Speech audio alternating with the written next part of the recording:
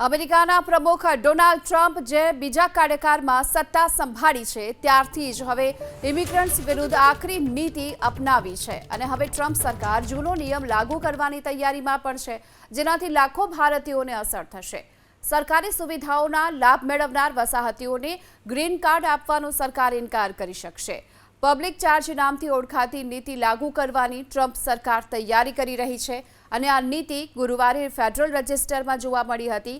તેને 20 જુલાઈએ ઔપચારિક રીતે પ્રકાશિત કરાશે। જો કે આ નીતિ હેઠળ ફૂડ સ્ટેમ્પ, મેડિકેડ અને હાઉસિંગ વાઉચર જેવી સરકારી સુવિધાઓ મેળવનાર વસાહતીઓને ગ્રીન કાર્ડ આપવાનો ટ્રમ્પ સરકાર ઇનકાર કરી શકશે।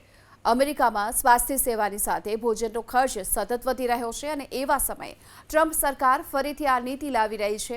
ટ્રમ્પ સરકારે વિદેશી વિદ્યાર્થીઓ, એક્સચેન્જ વિઝિટર્સ અને પત્રકારોની વિઝા માટે નવા નિયમો તૈયાર કર્યા છે।